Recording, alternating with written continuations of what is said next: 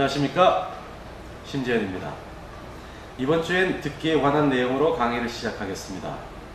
영어를 시작하면서 외국인과 처음으로 접할 때 여러분들은 많이 당황을 하셨을 겁니다. 누구나 예외는 없습니다. 주로 다 이렇게 시작합니다. 이름이 무엇입니까? 어느 나라 사람입니까? 어디에 삽니까? 또 몇 살쯤 됐습니까? 등등 이렇게 시작합니다.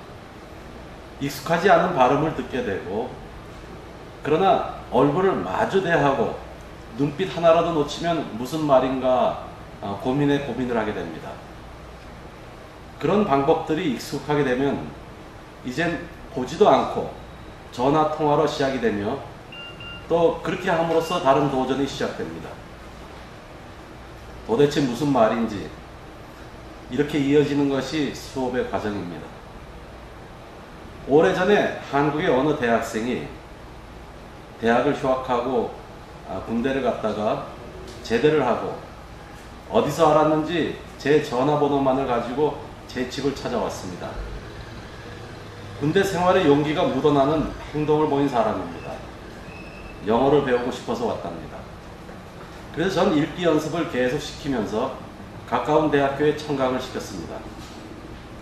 몇 주 하는가 하더니 어느 날 저녁에 학교에서 배우기보단 본인의 취미 생활에 연계된 수업을 하고 싶다기에 그렇게 준비를 했습니다. 즉, 본인의 관심 분야에 따라서 수업을 짜주다 보니 아는 단어들의 관심에 따라서 수업을 하다 보니 대화가 더 편했습니다.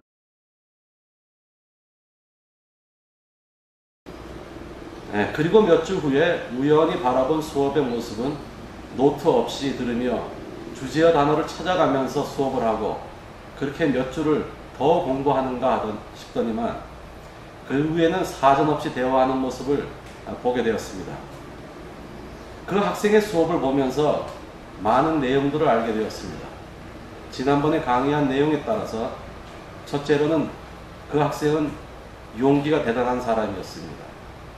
둘째는 영어의 시작을 본인의 관심이 있는 제목이었고, 즉 내 주변의 사물들을 주제로 한 대화였기에 이해가 빨랐던 것입니다. 다른 예를 들어드리겠습니다. 흔히들 필리핀에서 영어 공부가 어학원에서 상급반 실력이 되더라도 미국이나 카나다에 가면 중급 정도가 된다는 이야기입니다. 선진 영어와 필리핀 영어의 차이는 어디에 있다고 생각을 하십니까? 양 나라가 사용하는 영어의 문법은 똑같습니다. 그러나 차이가 나는 것은 이디움에 있다고 봅니다. 즉, 새로이 변하는 용어에 익숙하지 않아서입니다. 같은 한국말을 하더라도 연세 드신 분들의 이야기에 사용되는 단어와 젊은 사람들의 이야기에 사용되는 단어의 차이를 분명히 느끼실 겁니다.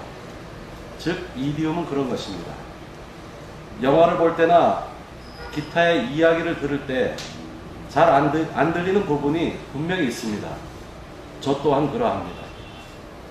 그러한 문제를 해결하기 위해서는 항시 이디움에 민감해야 합니다. 예를 들어 드리겠습니다. 첫째, knock down 하면은 때려 눕히다. 우리 권투할 때 많이 듣던 이야기입니다. 그러면 knock up은 쳐올리다라는 의미가 있습니다. 그러나 슬랭에서는 임신시키다라고 하는 우리가 생각하지 않은 그 이상의 어떤 의미가 있습니다. 예를 들어 예문을 들자면은 I knocked her up before the marriage. 결혼 전에 그녀를 임신시켜 버렸다 라고 하는 의미입니다. 두 번째 예를 들어 드리겠습니다. She's all that 이라는 영어가 있습니다. 뭐라고 해석을 하시겠습니까? 이 영화의 한글 제목은 그녀의 모든 것. 그러니 she's all that의 의미는 그녀는 모든 것을 가졌다. 다른 말로는 그녀는 퀸카다가 맞는 말입니다.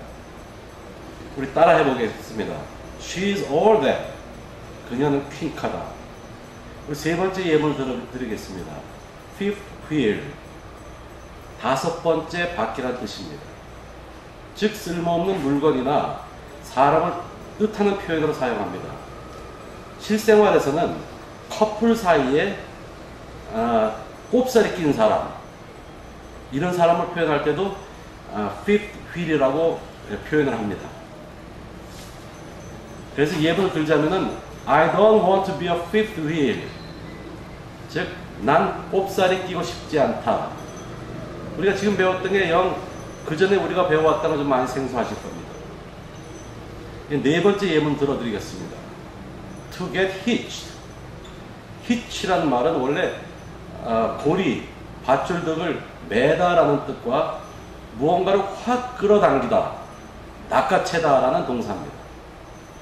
그러나 수동태로 해석을 하면은 결혼하다라는 의미입니다. 예문으로는 They are getting hitched next Saturday. 그들은 다음 주 토요일에 결혼합니다 라고 하는 이야기입니다. 다섯 번째 예문입니다. Play the field. 들판에서 논다 라고 해석을 하실 겁니다. field를 주로 들판, 운동장 등등으로만 외우셨을 겁니다. 때때로는 누빈다 라는 표현으로도 사용합니다.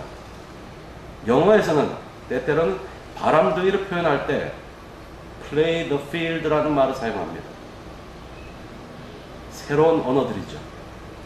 결론은 이디움에 관한 문제는 통째로 외우는 것이 최상입니다. 또한 인터넷상에 이디움을 찾아서 그때그때 이해를 하면 쉽게 적응이 됩니다. 이디움에 대해서는 기회가 있을 때마다 알려드리겠습니다.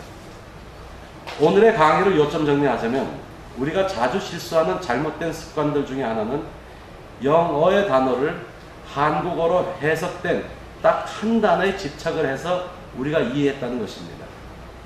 예를 들어 육가 원칙인 when, where, who, how, what, why, 즉 언제, 어디서, 누가, 어떻게, 무엇을, 왜, 이 단어를 찾아보십시오.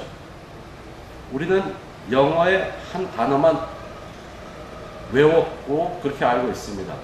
그러나 실은 그 한 단어가 해석집을 보면은 사전의 한 면을 다 차지합니다. 이제부터라도 모르는 영어를 찾으실 때 가급적이면 영영으로 찾으시고 그리고 그와 관련된 예문을 참고하시기 바랍니다. 문화가 다르기에 영어 한 단어가 주는 의미가 다양합니다. 그러한 내용들을 우리는 많이 놓칩니다. 이번 주에 이어서 다음 주 또한 듣기에 대하여 추가적으로 말씀을 드리겠습니다. 감사합니다.